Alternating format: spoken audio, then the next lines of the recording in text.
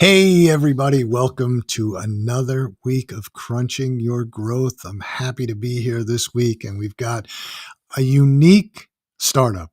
I will say that. Usually, when we're on, we talk to people that have developed some sort of product, or they've written a book, or they've done some other things. But here, we've got somebody who developed an app and to focus on music education, right?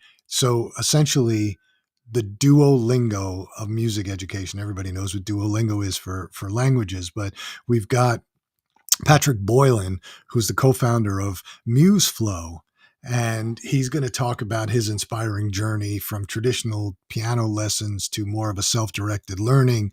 And that's sort of what sparked his innovative approach to music education. And people are using the app, people are liking the app, but he's got to focus on self-education and how he feels like that's reshaping music learning, making it accessible, enjoyable, highly effective for students, parents, and educators alike. So it's an interesting business. Ed tech is interesting all the time, but having it applied to music education, I think we've seen it applied to language, but we haven't seen it applied to music. At least I haven't. Maybe you guys have, but I think it's interesting. And so let's have Patrick in and let's hear his story. Patrick, thanks for joining us. Glad you're here. Really intrigued about the product and really interested in how it works and what the customer's reception is. So thanks for being here. Yeah, thanks for having me, Phil. How you doing? I couldn't be better, man. Yeah? Couldn't be better. Yeah. Yeah, You know, you're saying how you're blue, but blue is a good thing for you, so I like blue is a mellow color for me. That means I'm not, going nuts. right. Yeah. But no, I'm great. If I was any better, I'd be twins. Wow. So yeah, Wow. that says a That lot, doesn't that's it? huge. That's huge. Yeah. So why don't you give us a little bit of your background, your history, how you came up with the idea, why you came up with the idea, and sort of your entrepreneurial journey for doing it. Oh my god, that's a lot. That would be a solid 30 minutes of me We just we have monologuing well, we here. have time. All right, well, let's try to make this a conversation, okay? Yeah. Um, I started off playing piano when I was younger. I asked my parents for music lessons, and I got them. But they were like, Pat, it's a lifelong journey." And I'm like, "I know." And I'm like 8 years old. What do I know, you know, about what commitment actually means at 8 years Yeah. old? Yeah. And so I started lessons, and I hated every minute of it. It didn't feel like I was truly learning anything. Of course, this is all in retrospect because I'm, like, placing a lot of importance on that, but I do think that the way that we are taught does not facilitate joy, and it's not the most effective way to teach music, in my opinion, especially with the advent of technology. The way we do it, and tell me if your experience with music lessons too. And I know you have kids that are very musical. It's really interesting. I do believe in. I sort of force that on the kids because I do believe that kids should learn some sort of an instrument, and most of the time they do in school. My son started off with the violin, and he wound up just loving stringed instruments, and so now he can play. He plays guitar, he plays banjo, he can play any stringed instrument. I think.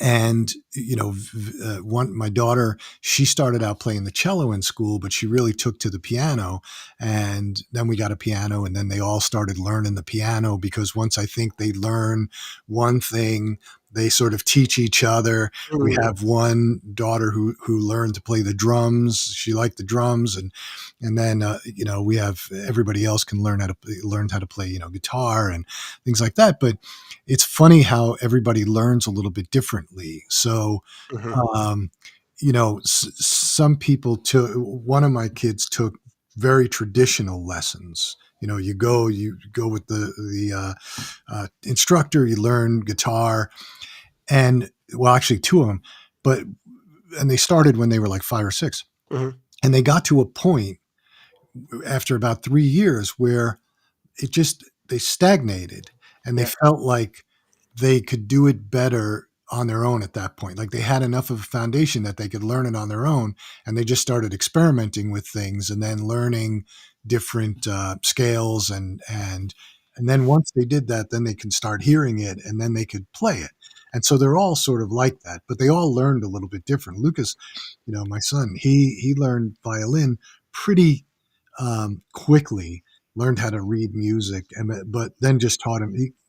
For some reason, language and musical instruments come very naturally to him, and he Very cool. doesn't need like a teacher. See, that is very interesting because I didn't recognize my path to self-learning was going to be better, or I could do it better than my teacher could. I didn't know that in the moment. Yeah, So I took 8 years of lessons, and it's the traditional way of like your teacher gives you a new skill or a new thing to learn, whether that's a concept or a skill, a new note or a new rhythm or a time signature or whatnot. And then they give you a couple songs to go home and practice for the week. yeah, And then come back and perfect it. You got to perfect it throughout the week and then come back and your teacher gives a stamp of approval. Or you have to go back home and practice those exact same songs over again to perfection. yeah. That didn't work for me. No, It was very boring and it felt very ineffective because I wasn't learning the skills that were necessary to play those songs. I was simply learning how to play those songs. yeah, Does that make sense? yeah. Oh, yeah, I felt like it wasn't cumulative. yeah, It was just isolated little blips of learning the songs, not learning the fundamentals. yeah, So after 8 years, I was still pretty bad. My parents had to ground me for practicing. That's how much I didn't want to do it. And then I started doing my own self-learning thing. I didn't know it was self-learning at the time. I thought yeah, I was just having fun. Here's what I did. I pulled my parents had a bunch of musical theater scores yeah, around the house, and so I used to just flip through them, and I find a little bit that I like. Whether that's like a little melody that I really enjoyed, or I liked how it played in my hands or something. And then I just started practicing that little bit over and over, kind of got it in my body. I closed the sheet music. And then I started improvising around those phrases, putting them in different musical contexts. I yeah, would put it in the right hand with accompaniment in the left. I put it in the left hand with accompaniment in the right. I changed the time signature. I changed the more notes, complex or least complex. I really, really fleshed it out, right? And I was like, that's really fun. And so I kept doing that over and over and over. yeah, yeah, And so, cut to college, I was the only acting major that could play piano. And so, all of these musical theater people wanted to, hey, Pat, play this song that I really want to learn, or I want to practice this for an audition. Play this, and I'm like, okay, cool. Let's see what I can do. And so they throw it in front of me, and I could actually play it yeah, without ever seeing that song before. yeah, So what I realized at that moment was that I was putting these like core fundamental parts of musical theater. I was taking them out of different songs and improvising around them, really fleshing them out so that when I saw it in another song, I was able to replicate it and play it and string it together organically with other yeah. little bits that I learned.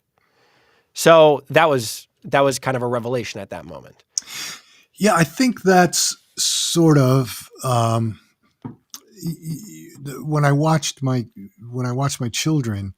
I sort of got that feeling. They got bored with traditional lessons. They didn't like it at that point, and they wanted to play what they wanted to play. Right. And then they would grab these bits and they all started communicating with each other because they're all different ages, That's and so they all cool. That's started. so cool that they got a chance to do that. That's Yeah, amazing. I didn't get that. I had that with my sister, but like she played clarinet a little bit and I played clarinet, but it wasn't like we weren't bonding over the shared experience of learning these things, you know? yeah.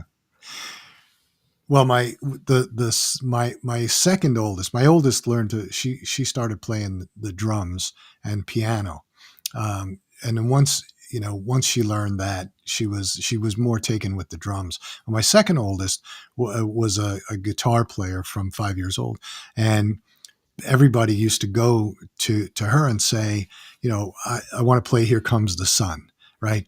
And Right. and one of them would start playing it and she'd go, no, you're up too high you're on the wrong thing. And so when you make this change, it's too difficult. You have to be up here or you have to be down here when you're doing it. And here's the pick sequence. And then they would go, oh, and then one of them would get it. And then they would learn the song much faster. And then somebody would learn something else and they'd go, oh, I know how to do that. And so they all started communicating.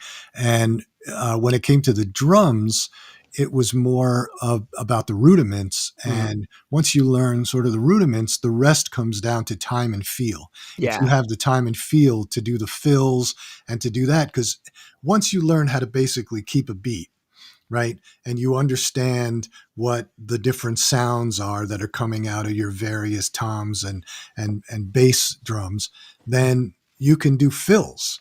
And Yeah. then that's when you become sort of a drummer, right? Yeah. So you Right. have to have feel and time, you know. That's core.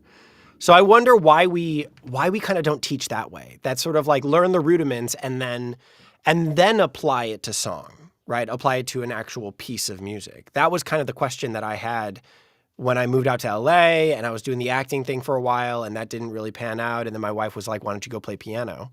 You've been doing it your entire life. You're really good at it. You should go do that. And so I did. And lo and behold, I started like making a living, a proper living after 3 months of putting myself out there as a pianist. And Yeah. so I then was starting to think, I was like, maybe there's a reason why I do this for a living and other people hated the way that they taught, and so did I. Maybe there's a problem with the way that we are taught. Not that people aren't really good at music. No, no, no. Maybe there's a problem with the actual learning experience of music. Yeah. And so I started thinking about that and trying to solve that problem. And what came to me, what I developed throughout the whole, pondering experience of this was, and it was very quick. It only took like maybe 3 or 4 hours of me like truly thinking about it to be like, wow, that's a great idea. And then I brought it over to my friend Stephen Gizzy, and he was like, holy cow, I've literally had the same thought.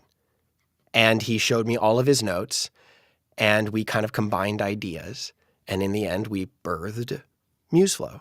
Yeah. And so the idea for MuseFlow is the same way that I taught myself how to play piano, but Yeah. instead of using improvisations as the engine of the curriculum, we use sight reading, the act of reading music at first sight. Hmm. So we give you a new skill, whether that's a rhythm or a new note, and we build on what you already know. So we got a whole curriculum from levels 1 through 26. Mm-hmm. And you can place yourself wherever you lie, wherever your skill matches that challenge, right? Meaning, oh, I didn't know that note. I don't know that note, but I know everything else before that. That's where I'm going to start, kind of thing, right? Sure. So you can drop in, and we give you music that's right in that skill level, exercising that new skill, and you just go. Music that never repeats, and it is always changing, and you just continue to play at that level, exercising that new skill. You have to play 4 phrases in a row at 95% accuracy at the goal tempo to be able to pass a level. And then once you've mastered that skill, Yeah. you then can apply it to songs that get unlocked. So we're kind of just adding a new step, but this new step never was even possible without the advent of technology. I think that it's much easier today also for kids to learn uh, what they want to learn online. Because when I was young, I mean, we learned "Smoke on the Water" riff, right? And then somebody else in the neighborhood who knew more about guitar would show you the rest of it, right? And then you Sure. could play the whole song, or "Whole Lot of Love," or if you got a slide, you could play "Kashmir" or one of those songs, Right, and right. and so that's sort of how we did it. We learned the basics. We took lessons, and when you learn the basics of chords and things like that, but you didn't want to play those songs, right? Nobody wants to sit there and just play these folk songs. You want to learn how to play the songs that you're listening to, or the songs you can relate to. And I'll tell you, um, I grew up in New York, so we had access to a lot of bands, and I saw the Ramones early on, and I I thought to myself, he's I don't think he knows any other chords except for the 3 that he's playing, Johnny Ramone. So I don't Seriously, think he really knows. And when you think about it, when you put it into that perspective, right, and you start to get these 3 chords, or however many you want to get, right. and you can string a song together, right? And you start to learn time with it, Mhm. and you can put it all together. It becomes a motivator, and you go, okay, once you get comfortable on the guitar, for example, once you get comfortable with that, then somebody shows you other things. Are you going to be in the next Eric Clapton? No. Are you going to be the next, Stevie Ray Vaughan? No. But you can have fun and play music and entertain. Totally. Totally. Because music is the language of emotion. You Yeah. don't need to be technically proficient to translate an idea that's on the page to an auditory experience. You don't. You just need those three chords, and then you start telling the story of that song. That's the thing, is music is storytelling at its core. Sure. And so if you can tell a story with whatever instrument you've got, you're golden, man. Yeah. You know? Yeah. I So mean, so that's what we're trying to do. We're trying to get you to a proficient level enough so that when you wanna so that you can play those songs that you wanna play much faster. Because the problem with traditional lessons is that we're simply learning how to practice a song. We're not learning the fundamentals. right. So what we wanna give you is learn the fundamentals up to a certain threshold so that by the time you wanna play that song, that gap between what you know how to play at first sight and that complicated piece is shorter. Yeah. So that you can learn that song faster so that you can get to the fun part of playing music, which Yeah. is the emotion, Right. which is telling the story of the song. Yeah. We wanna get you there faster, and so that's why we've given you this extra step. Every kid who starts playing an instrument wants to be able to play a song as fast as possible. Yeah, Everyone. And it doesn't matter how simple the song is. But once you can get them to the point where they can play at least one song or two songs, it just motivates them. But when you're, just going in there and grinding out, like today we're going to do, we're going to learn the A chord or the A minor, or and then we're going to learn how to move to a D, and people, they lose it. You have to yeah, relate it. You have to relate it to something that they can understand or want to understand, or mm, else or else they'll just walk away right. prematurely. I do think that that's true, but I also think on a counter side to that, if the if the process of simply learning the instrument, not necessarily learning that one song, but learning the instrument and how to play it is engaging, effective, and very fun. You're No kind of doubt. golden because then you just simply love the process of learning, you Yeah, know?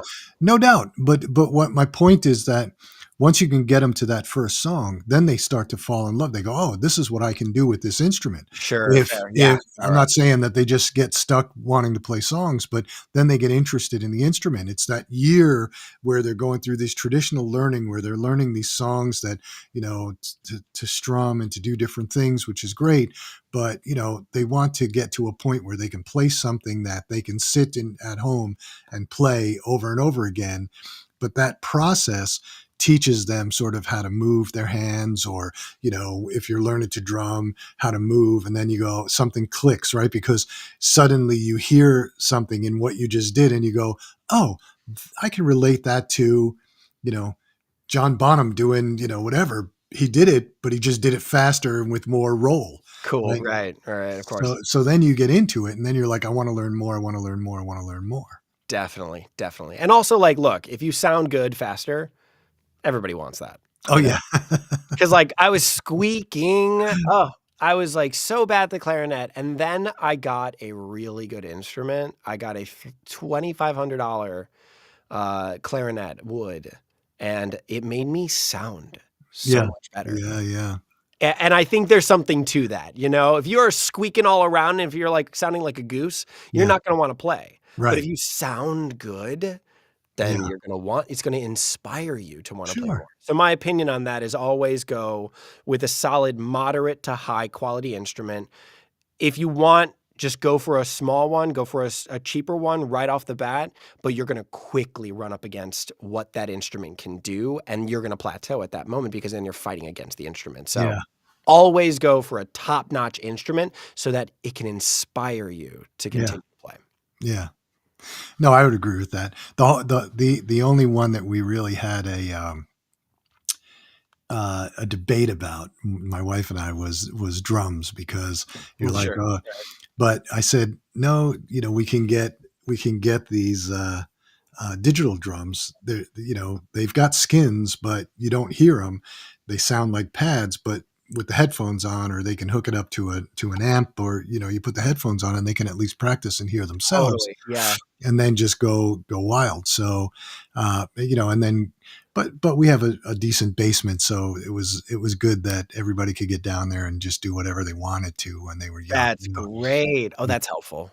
yeah, Yeah. with guitars mostly, violin and things like that. But I loved it. I mean, I just loved having music in the house. I loved having people playing music. I loved the holidays when everybody's around and they all Mm, because we've got so many instruments. I mean, they can play anything, right? So yeah, right. Oh, yeah, I love it. That's it's so sort great. of A fun. house full of music. Oh, I love it. I think it's great. You know, Really cool. yeah. So we have fun with that. But I know that early on, like when I grew up, it was I grew up in New York and I went to Catholic school, and it was sort of learning was difficult because I didn't like the process of Catholic school learning.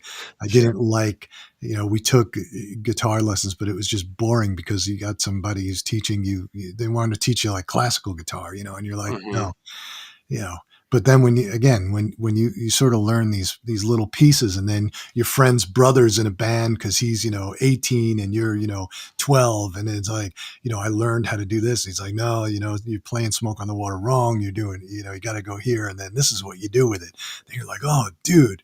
Then you go home and you learn that, and then all of a sudden you're inspired to learn more. I love it. One of the best things about playing an instrument is that you get to do it with people. Yeah. You're not alone in this. Like, Right. playing music with people just changes the game. It's such a beautiful, like, community thing. Gorgeous. It is, and once you get into it, I my one summer, my son went to School of Rock. They have a School of Rock here, Yeah. and it's so funny because they practice together as a band, and then they go out and they play, and they would play. There was this one bar that would let them play, right, and people would be there and they'd be playing, and they're playing their instruments, and they just start getting into it, and they sound like crap, but not to them. In their Yeah, head, they're rock stars for that minute, totally, and yeah. they can't sing, and they can't, and everybody's time is off a little bit, but it's okay because it's Doing just it with so, friends. yeah, That's it's all just the so raw. We're just here, we're playing, man, and we're rock stars Dude, right now. that was so raw, man. Yeah. That was so real. God, so good. Yeah. Well, yeah. But when I was young, literally we had, we were in New York, we had music everywhere, and we had CBGBs, and we had Maxes, and all these places where you had these bands that just would, like television, those guys couldn't play an instrument, but they were up there and they looked Mm, cool, and they made it was poetry, but like Patti Smith, even, um, she was a great poet, but the music behind her wasn't necessarily all that. The Ramones, you looked up to these bands, but you yeah. thought to yourself, I could do that. Yeah, well, because you probably could. The Yeah, the thing that separates them from you is that they're amazing poets, and they're locked in with yeah, each other. They may not be amazing at what they do, like, the technique of their instruments. They might not be really, really good at that, but it no, doesn't matter no, because they can tell a story, man. They yeah. can hit your heart where it truly matters. Yeah, it was great, but it inspired people to be able to say, "Pfft, if they can do that, I can do that." And then Love you go that. out, That's so awesome. everybody goes out and starts a band, and then the next thing you're trying Totally. to get on the stage. But yeah, Yeah, yeah, that's really cool. I mean, we had a very similar experience when I was younger. I went to a bunch of emo bands in the church basement, and we had a blast yeah, doing that. Like, looking at our friends performing these, like, super emotionally raw songs, and, like, dudes with a swept hair over their eyes, and, like, you know, it's all just, like, emo every day. I loved it. I was so in that scene when I was younger. But it was all of those, like, underground bands doing, like, church basement gigs, and you're like, "Oh, yeah, I know that guy. He's in my science class. He's playing Yeah, the bass," yeah, you know? yeah. Putting on the black eyeliner and playing, the Cure songs. Yes, You exactly. know? My Chemical Romance. Yeah, Fall Out Yeah, Boy. My Chemical Romance. Yeah, yeah, yeah. No, it's I think music is great. I love it. I encouraged it with the kids, and they're better for it.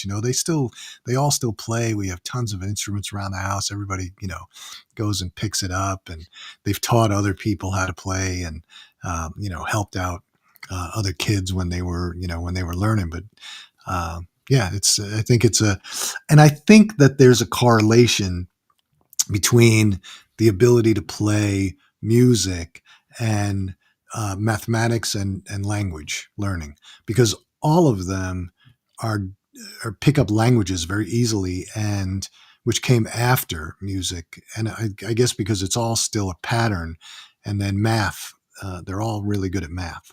And That's I so don't know. interesting. I've always questioned the correlation between people that are really good at math and people that are really good at music. I've never really understood that. Yes, music is math, sure, but it's much more closely connected to a language Yeah, than it is a mathematical sequence, because I think you're boiling it down to the wrong thing if you say that music is math. It's not.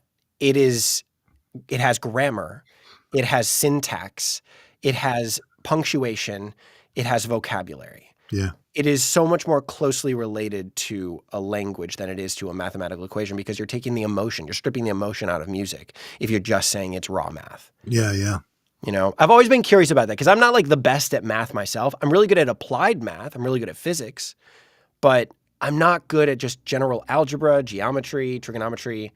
So I'm always curious about that, you know? yeah. I don't. I mean, I I can't tell you from a. I mean, that's just my observation Sure. from the kids, and but they all definitely are good at languages, picking up languages easily, and understanding them. There is something to that. There Yeah, really is. Because again, I think music is so much more a language of emotion. yeah, Of, you got the grammar, which is the patterns. You get the paragraphal sent. You get these verse chorus in a pop song. Verse chorus, bridge chorus. That's a story. you're right. Verses are paragraphs and the choruses are paragraphs, the bridges are paragraphs. And within that, you've got lines of sentences and Yeah, melodies that create arcs, and you get punctuation like staccato and solid periods where there's commas within the lyrics. You want to be able to phrase that properly. You've got the everything you need to to have it be a language. There's a really cool correlation between language learning and music learning. yeah, I think there's something to be said about that immersive aspect of going to another country and truly learning the language. That's the way to truly learn a language, kind of thing, from the inside out. And I feel like we don't get that with music education. The only sort of immersion that we can get is finding people to play with. But I also think that what we're doing with MuseFlow allows for this immersion as well. It's very flow state. You get immersed in the activity of simply and playing the music that just keeps on going and keeps on generating for you at that specific level until you pass that level. It's that flow that you can find with music that is, I think, really, really cool. And we are trying to help with that sort of immersion by yeah, making our UI really immersive and the UX very easy and flow, very low touch. Just trying to get you locked in that zone. yeah. I think I think it's easier today to get immersed in music because you have so many other um, places to look. That's a good If point. if Yeah.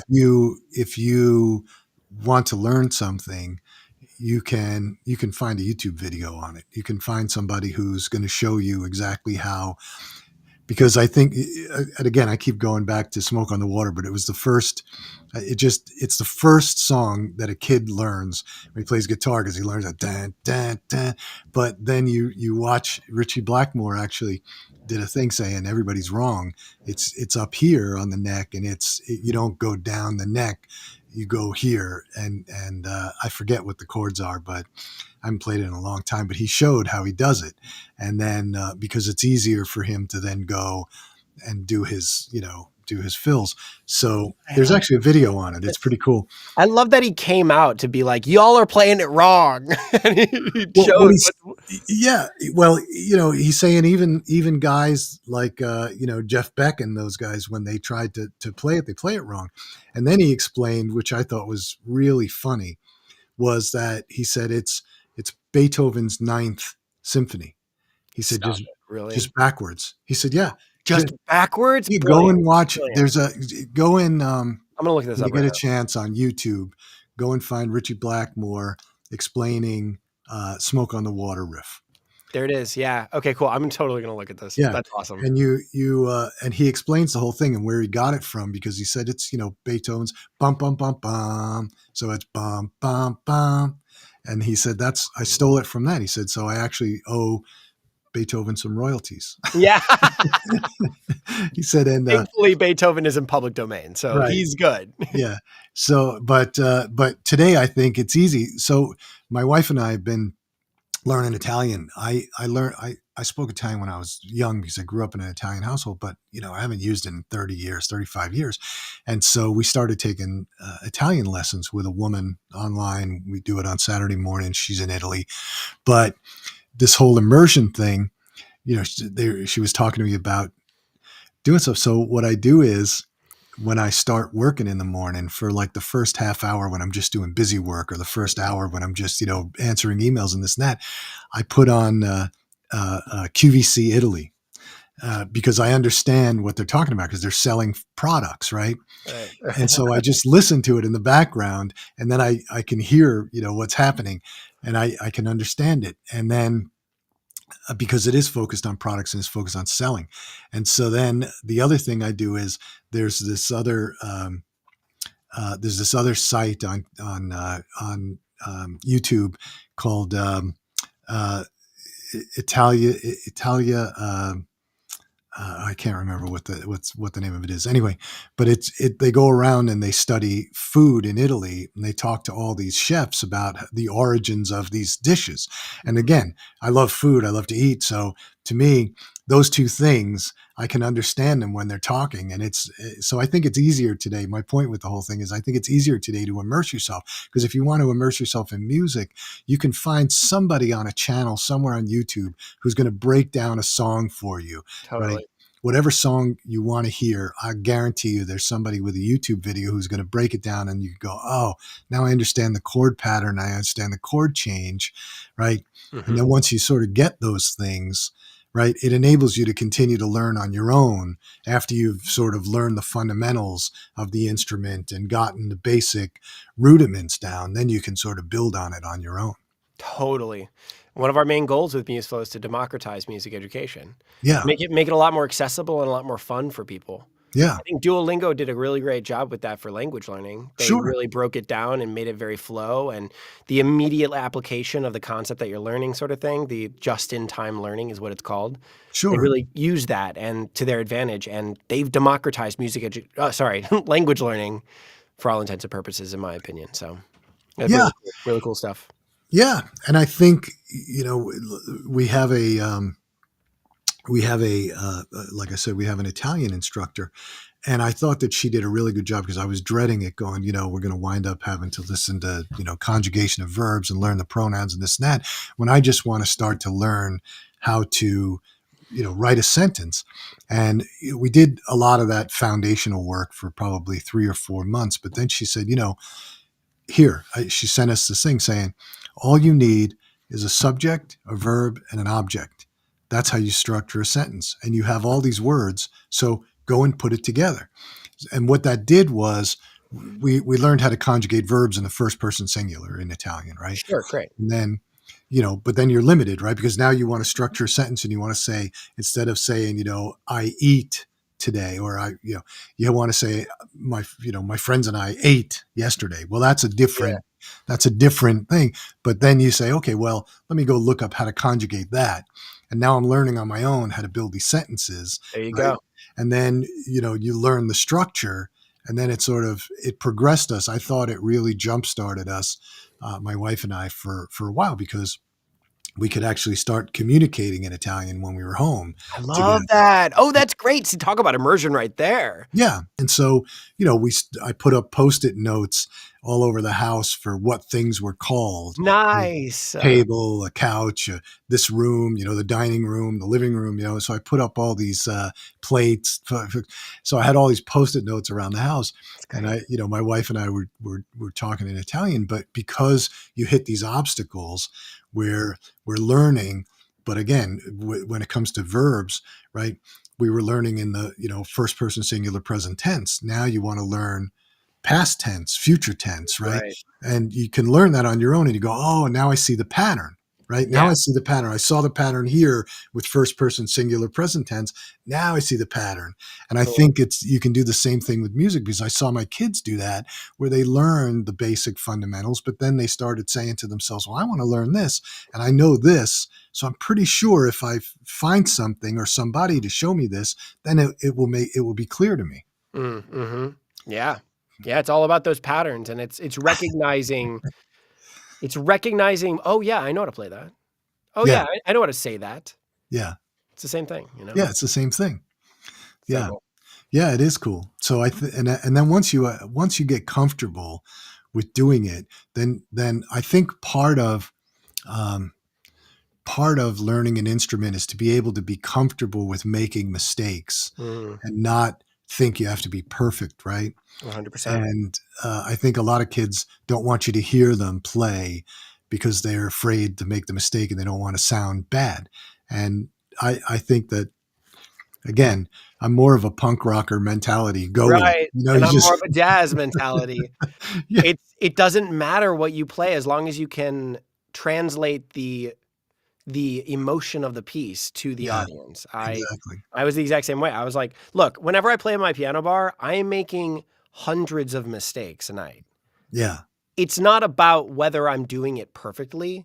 It's right. about, can I communicate the idea of that song so everybody else can sing along? Yeah, That's really what matters at the end of the day. yeah, absolutely. And so, we talk a lot about progress over perfection.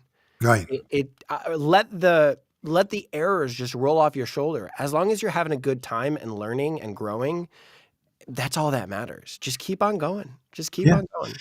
There's another great video of Stevie Ray Vaughan playing. I mean, this is how well this is when you know your instrument really well. He's playing his guitar and he's going, he's just in a zone. And of course his the E string breaks, it pops, and you see it there, and it just doesn't phase him, He because just now keeps he's on just going to going. play it a little bit further up on the neck or further down on the neck, and he's going. Meanwhile, his guitar tech is getting the other guitar ready. I love And then it. Oh, as soon yes. as he has a chance, he just hands off the other guitar, it starts, and then just gets, right back into it. And it's, So cool. and mistakes happen. And I used to show that to, two of my kids. And I used to say, he doesn't get flustered. It doesn't, there's another great one is the last waltz with the band, when Eric Clapton starts out playing and his guitar strap falls off. And he's like holding up the guitar and he screams out to Robbie Robertson. He just says, Robbie. And Robbie picks up the riff and just starts playing. Meanwhile, Eric's got to the put the strap back on and get going. And so, you just play on. It doesn't matter, Man, you gotta keep the beat of the song, you know? I ended up watching one of our users, just via Zoom, play MuseFlow a little bit, and he passed level 16, and then he immediately went to one of the songs that got unlocked after 16. And Right. he's like, "Cool, let me try this one. Let me try this one." And he gets on in there and he starts playing. He just immediately starts messing up. Yeah. Immediately. The dude's still smiling, still having a Yeah. great time Yeah. playing through this whole song, a solid like 45-second ditty, And he gets to the end and he was like, "That's a great song." And I look up at the accuracy. It was at 40% accuracy. The dude got 60% of the song wrong. Yeah. Okay. But he still had a great time, and he kept up with the metronome, and he kept up with the cursor as it Right. just kept going through the music until the end, and he's like, "That was great." Yeah. And then he went back to the beginning, and he played it again, and he got 80% accuracy this time. Yeah. And then he got 95% accuracy the next time, and then he got it 100% accurate the fourth time. Yeah. Now, if he took traditional lessons, he never would have been able to get that song perfect within 4 times. He No. would have taken a week of him going home and rehearsing for hours and then coming back and having it stamped of approval by their teacher. Yeah. He got there within 4 tries because he had sight read music at the same complexity level Yeah. as that song. And so when he saw that song and he was able to play it within 4 times. How Yeah. cool is that? Oh, I But think that's great. but also it's like errors just rolled off his back. Just kept completely he wasn't even fazed by it. And I also think there's like that meta skill that we should learn as people. Perfectionism kills creativity. You need to break yourself out of that. And also start small and just incremental growth. Yeah. That's key. It's so many people get stuck in the ideation phase of creating something, and it's so frustrating for me.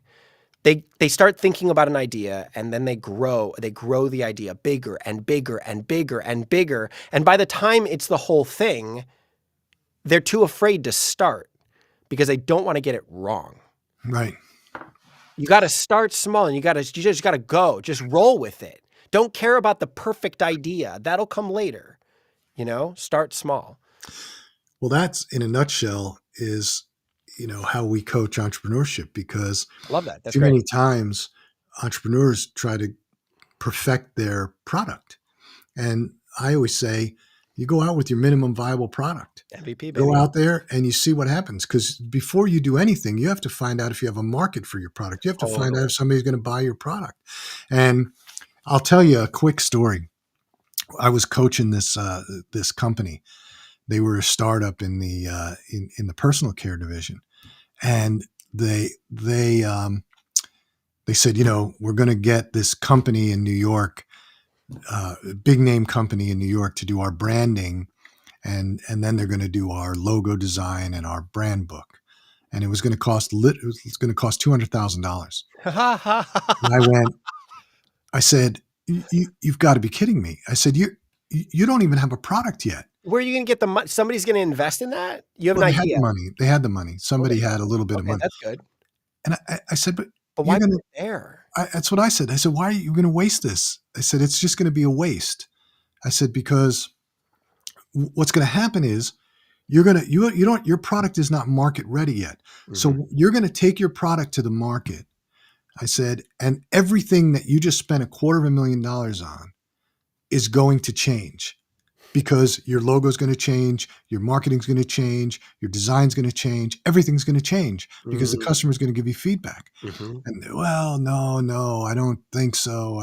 I'm like, no, I know so. That's what's going to happen. So they did it. And I said, all right, well, it's your money. If that's how you want to play it, then play it. 6 months later, we rolled a product out, right? People hated the colors, they hated the logo, they hated the messaging, they hated the whole branding thing. I went, I told you, it was $250,000 wasted. I said that $250,000 could have gone to advertising the product or promoting the product, because now everything's changing. Now, in fact, the whole product is changing. I said, so well, yeah, I guess you were right. Yeah, no, I know I was right. And I've seen too many people do it. They wait, they want to build their perfect website. They want to build, no, you go out with your minimum viable product and you expand on it, because you're going to learn. You're going to figure out what people like, what they don't like. Yep. How can you go and develop a product and start selling a product and claim its perfection when you don't even know how the customer is going to receive it? Perfection in your eyes is not the perfection in the customer's eyes. Right. Totally true. Yeah, we brought the whole idea from MuseFlow. It's kind of the major 3 of music education. You got the sight reading trainer that teaches the fundamentals. You've got repertoire, so you can apply the song. You can apply what you've learned to songs immediately. And then the third one is exercise and theory, that you can do deep dives into other concepts that you like, or ones that we recommend that you actually dive deeper into because we recognize patterns within your playing, right? So that's the major 3 trifecta. And we brought that to our engineers. And they were like, this is your MVP? And we were like, yeah, this is like the minimum that we need to effectively be able to do music education in this way. And they're like, no, we can't build that in like a couple of months and like find and get user feedback. You don't know if this is what people want. And both me and my co-founder had a little bit of an ego. We were like, we are experts within our field. He's a music teacher and composer. I'm a professional pianist who taught myself this way. Yeah. Okay.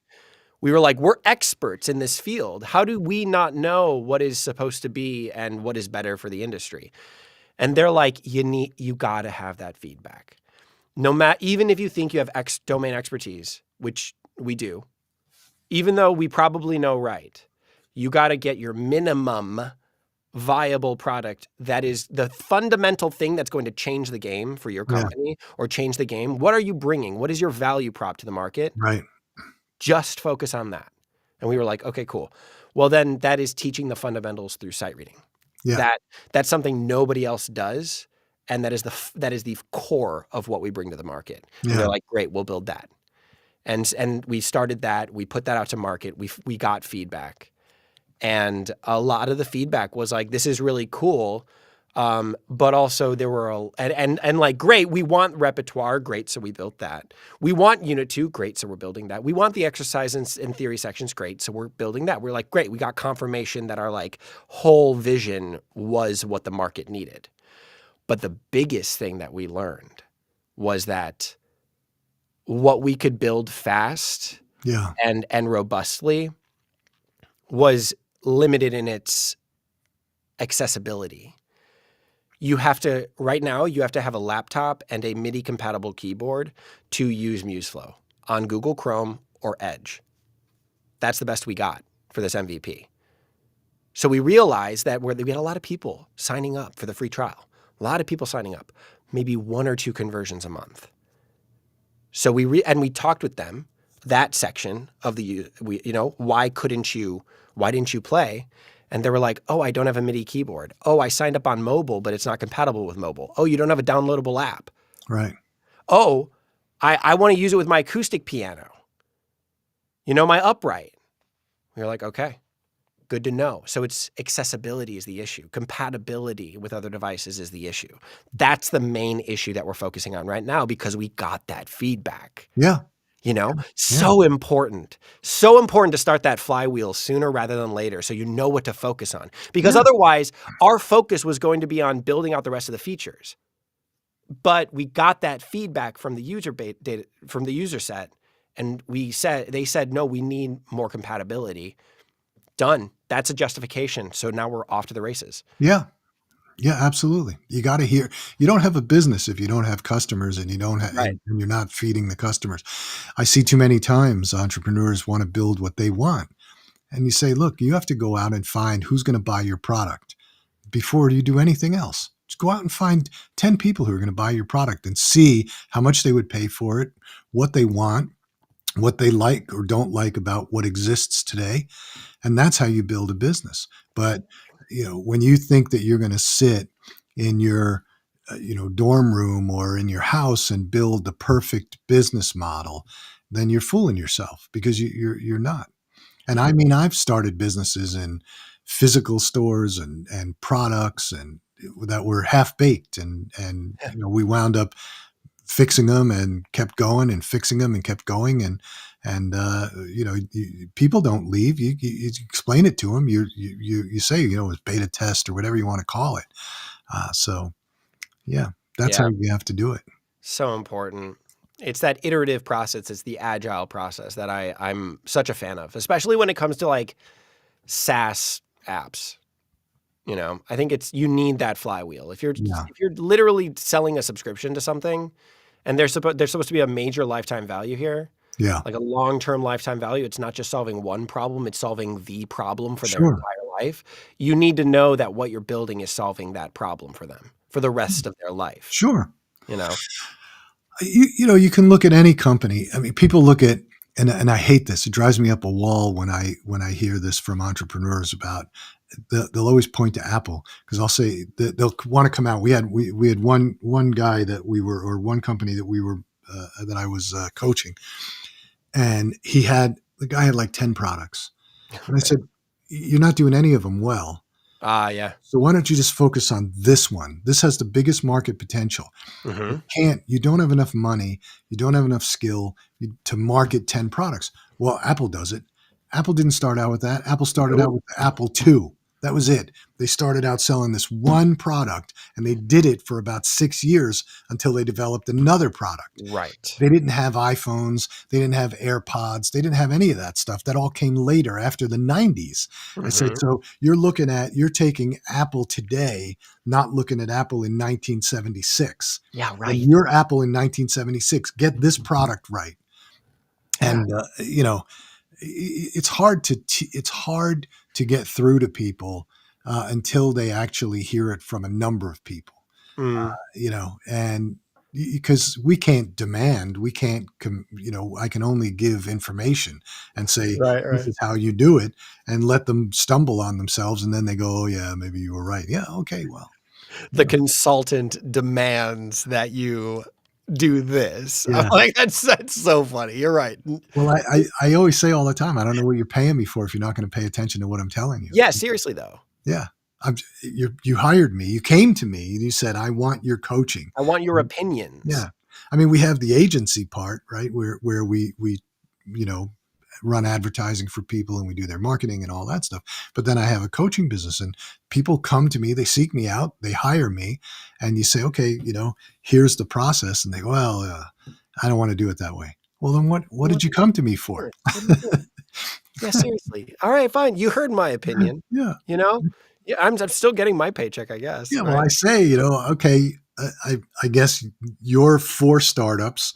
I said, look, I founded 10 companies in my life. 4 were successful, 6 were failures. But I've learned from that.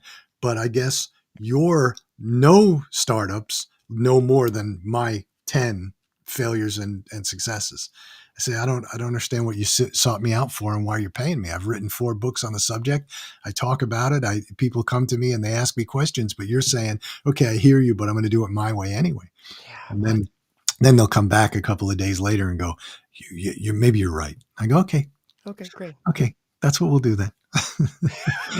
I'll lay out the path for you and I'm going to help you be successful. Yeah, And then great. you can thank me when you're successful. But if you do this, you're going to stumble and fall and you're going to just waste your time and money. So, Yeah, yeah, yeah.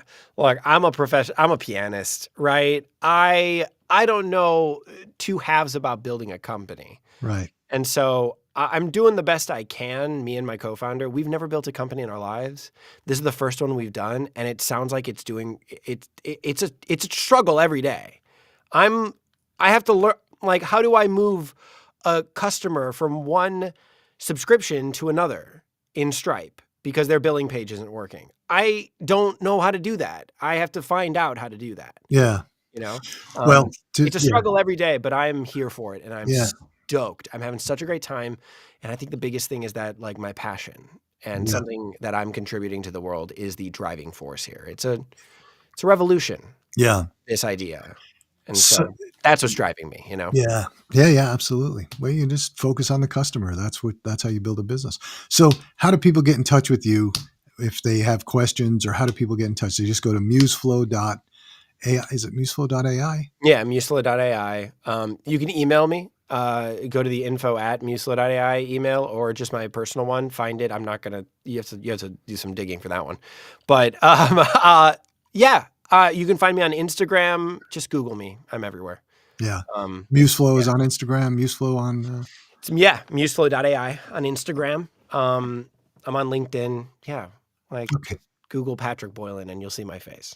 You know. Yeah, it was a great discussion. I like the product. I think it's great, Yeah. and I'm Thanks, man. happy that I'm happy it's going well, and hopefully we'll check back with you in about a year and find out how well it went.